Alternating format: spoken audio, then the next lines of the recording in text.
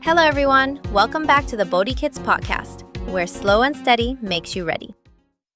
Have you ever heard someone say, "I have been waiting for you"? Or maybe, "She has been working since morning." And then you wondered, why didn't they simply say, "I waited," or "She is working"? If that question has ever crossed your mind, then today's episode is exactly what you need. Today, we are not going to memorize grammar rules. Instead, we are going to understand the feeling behind the structure. Because once you understand the feeling, you'll never have to remember the rule separately. So, close your eyes for a moment and imagine this. It's 7 o'clock in the evening. Your friend finally arrives. The moment you see him, you smile and say, "I've been waiting for you." Now think carefully. Did your waiting begin just now? No, it started earlier. Maybe at 6 o'clock. Maybe even before that. And was the waiting still happening until your friend arrived? Yes, exactly. That's why English uses this beautiful structure. Have been plus verb plus ing. It tells us that an action started in the past and continued until now. The action has a journey. It didn't happen only once, it continued. Let's look at another example. Imagine your mother is in the kitchen. You entered the house at 8 in the morning. She was cooking. You went to another room. After 1 hour, you came back.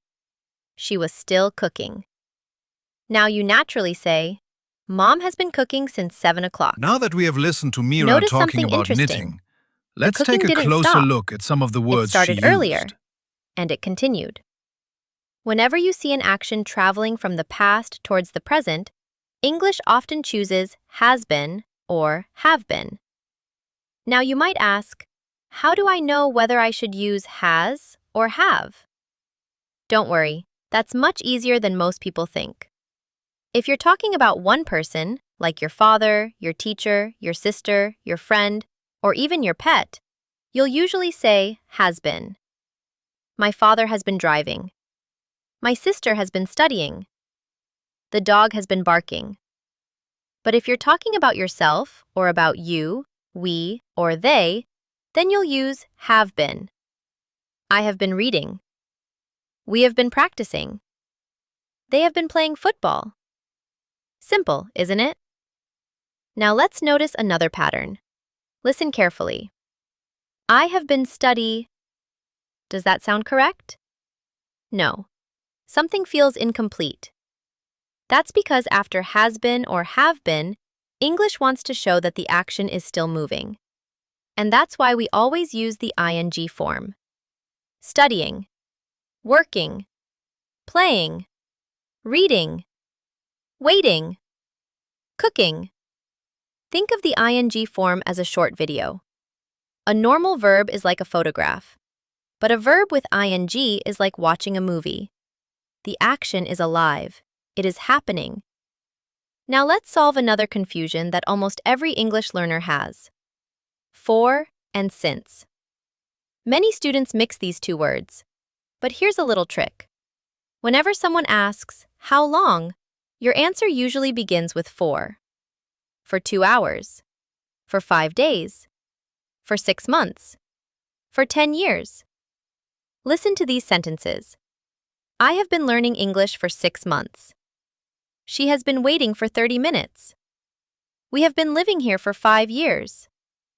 Now let's change the question. Instead of asking, "How long?" suppose someone asks, "From when?" Now your answer usually begins with since. Since Monday. Since January. Since childhood. Since 2022. Since this morning. Listen carefully. He has been working since morning. I have been studying since January. They have been living here since 2020. Did you notice the difference? For tells us the duration. Since tells us the starting point. That's all there is to it. Now let's listen to two friends talking. And while they're talking, don't think about grammar. Just enjoy the conversation. You'll automatically notice where these structures appear.